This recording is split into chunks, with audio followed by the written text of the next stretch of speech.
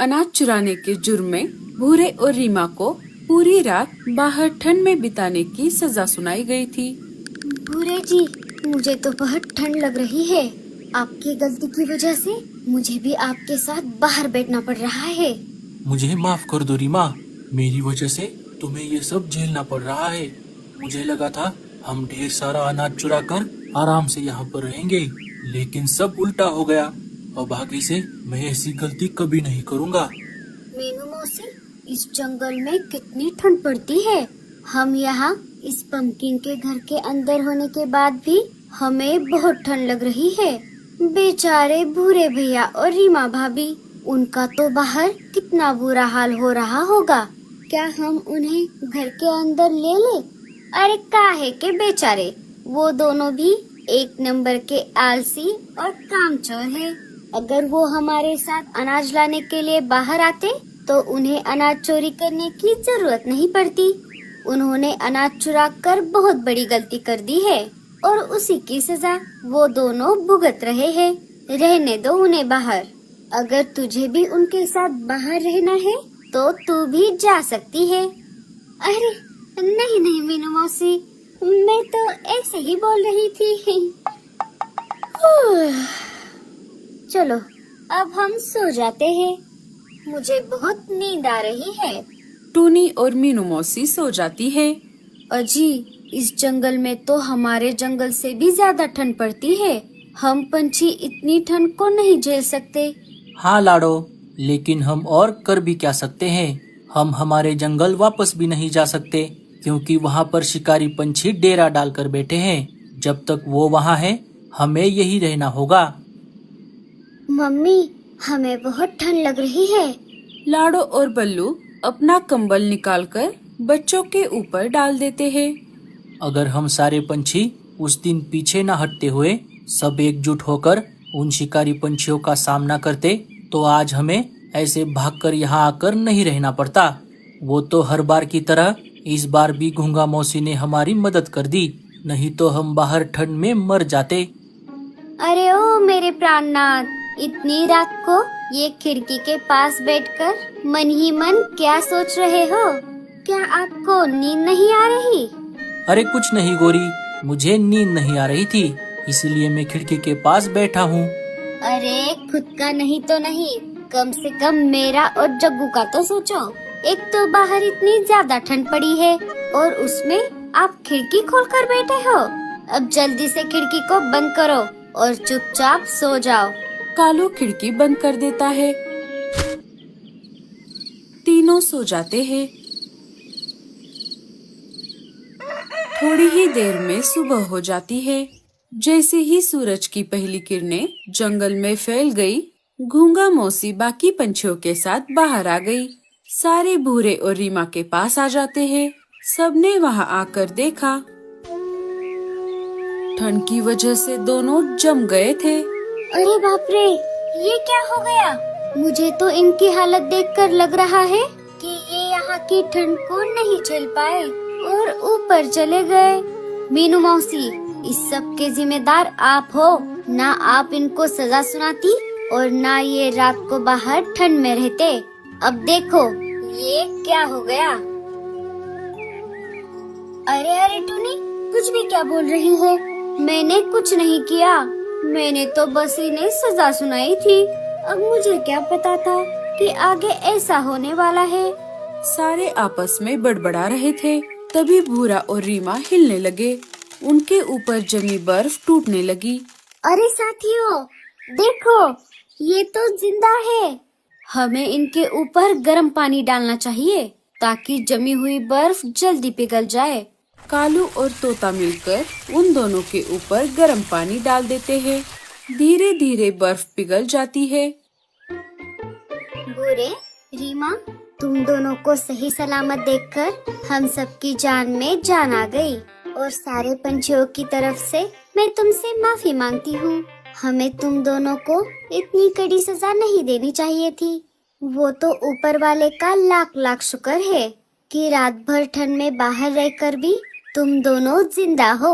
हाँ घूंगा मौसी, लेकिन असल में माफी तो मुझे मांगनी चाहिए। टूनी, तुमने बिल्कुल सही कहा। इस सब की जिम्मेदार मैं ही हूँ। भूरे, रीमा, मुझे माफ कर दो। भूरा और रीमा ने शर्मिंदा होकर सिर झुका लिया। गूंगा मौसी, मीनू मौसी, आप दोनों हमसे माफी मत मांगो। आपने हमारे अच्छे के लिए ही हमें सजा सुनाई थी और हमें हमारी गलती का एहसास हो गया है। हमने अनाज चोरी करके बहुत बड़ी गलती कर दी। आप सब हमें माफ कर दीजिए। हम आप सब से ये वादा करते हैं कि आगे से ऐसा कभी नहीं करेंगे। देखो भूरे, गलतियाँ तो हर कोई करता है, लेकिन हमें उन गलतियों से कुछ ना कुछ सीखना चाहिए। अब तुम दोनों ने सबके सामने अपनी गलती मानी है, बस यही काफी है हमारे लिए। चलो, अब सब ठीक हो गया। साथियों, हमें अनाज लाने के लिए बाहर जाना है। चलो, हम सब चलते हैं। भूरे, रीमा, तुम दोनों भी हमारे साथ आ रहे हो ना? हाँ हाँ भैया, ये भी कोई पूछने वाली बात है? सारे जोर जोर से हंसने लगे। अब सारे पंछी एकजुट होकर पंपकिन के घरों में रह रहे थे। लेकिन जैसे जैसे दिन बीतते गए, ठंड और भी ज्यादा बढ़ने लगी। जब एक दिन रात के समय सारे बाहर आग जलाकर बैठे हुए थे, तब लाडो ने सारे पंछियों से कहा, साथियों, अब हमें अपने जंगल वापस लौटने की तैयारी करनी चाहिए। यहाँ की ठंड हमारे लिए अच्छी नहीं है। हम सब ने जो समय यहाँ पर बिताया वो बहुत अच्छा था, लेकिन अब वक्त आ गया है कि हम सुंदरबन जंगल वापस लौटे। तभी रानो ने चिंतित होकर कहा, लेकिन लाडो, शिकारी पंछी तो अभी भी हमारे जंगल में है। हम कैसे लौटेंगे? उसके लिए हमें कोई योजना बनानी होगी। लेकिन अभी रात बहुत हो गई है, अभी हम सो जाते हैं। कल सुबह होते ही हम सब अनाज लाने के लिए बाहर जाएंगे और वापस आकर योजना बनाएंगे। सारे लाडो की बात से सहमत हो गए। सब अपने अपने पंपकिन के घरों में जाकर सो गए। मम्मी, हमें इसी जंगल में रहना है। हमें वापस हमारे जंगल नहीं जाना। नहीं बच्चों, हम पंछी इस जंगल में रहने के लिए नहीं बने। अगर हम कुछ दिन और यहाँ रहेंगे तो हम सब बीमार पड़ जाएंगे। तुम्हारा स्कूल, हमारा सारा सामान, सब हमारे जंगल में है। एक न एक दिन हमें वापस अपने जंगल लौटना ही होगा। चलो बच्चों, अब जल्दी से सो जाओ। कल सुबह मुझे और मम्मी को अनाज लाने के लिए बाहर जाना है। लाडो, बल्लू और बच्चे सो जाते हैं। सुबह हो जाती है। सुबह होते ही सारे पंछी मिलकर अनाज लाने के लिए निकल पड़ते हैं। थोड़ी देर इधर उधर खोज करने के बाद उन्हें एक जगह अनाज का खेत मिल जाता है। सब वहाँ पर थोड़ा थोड़ा अनाज खा लेते हैं और ढेर सारा अनाज साथ लेकर वापस अपने घरों की तरफ निकल पड़ते हैं। थोड़ी ही देर में सारे अपने घरों के पास आ जाते हैं और जैसे कल रात लाडो ने कहा था, सब एक जगह इकट्ठा हो जाते हैं। बोलो लाडो, हम क्या योजना बनाने वाले हैं? मुझे तो यहाँ से जाने का मन ही नहीं कर रहा, लेकिन क्या करें? यहाँ की ठंड हम नहीं झेल पाएंगे। सारे आपस में बातचीत कर ही रहे थे कि तभी एक चील का बच्चा चिल्लाते हुए उन सब के पास आ जाता है। बचाओ, बचाओ, कोई मेरी मम्मी को बचाओ। लाडो ने उस बच्चे से पूछा, अरे बच्चे, क्या हुआ तुम्हारी मम्मी को? क्या तुम रास्ता भटक गए हो? आंटी, मैं और मेरी मम्मी यहाँ से गुजरते हुए हमारे घर वापस जा रहे थे। तभी अचानक मेरे मम्मी को चक्कर आ गई और वो एक पेड़ की डाली से टकराकर वो नीचे गिर गई। मम्मी, वो अभी बेहोश पड़ी है। आंटी, क्या आप मेरी मदद करोगी? हाँ हाँ बेटा, चलो चलो। लाडो, रानो, कालू और भूरा उस बच्चे के साथ निकल पड़ते हैं। वो उन्हें अपनी बेहोश पड़े माँ के पास लेकर आता है। अरे बाप रे, इसे तो बहुत गहरी चोट आई है। हमें इसे उठाकर डॉक्टर उल्लू चाचा के पास लेकर जाना होगा। चारों मिलकर उसे उठा लेते हैं और उल्लू चाचा के पास लेकर आते हैं। उल्लू चाचा समय ना गवाते हुए जड़ी बूटियों की मदद से घाव को भर देते हैं और घाव के ऊपर टाके लगा देते हैं। अभी ये थोड़ी देर बेहोश रहेगी और जब होश में आ जाएगी तब थोड़ी देर आराम करके ये अपने घर जा सकती है। थोड़ी ही देर में उसे होश आ जाता है। मैं कहाँ हूँ? लाडो उसे सारी बात बता देती है। आप सबका बहुत बहुत शुक्रिया, आपने मेरी जान बचाई। लेकिन गूंगा मौसी को तो मैं जानती हूँ, पर आप सबको यहाँ पर पहली बार देखा है।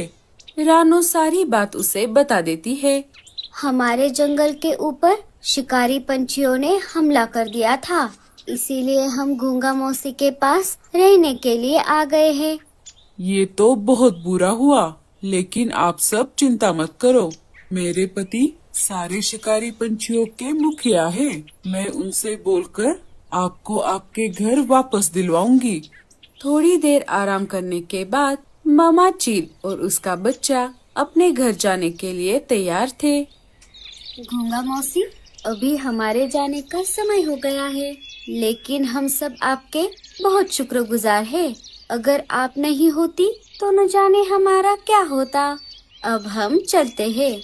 अरे बस कर पगली, अब रुलाएगी क्या? मुझे भी तुम सबकी बहुत याद आएगी।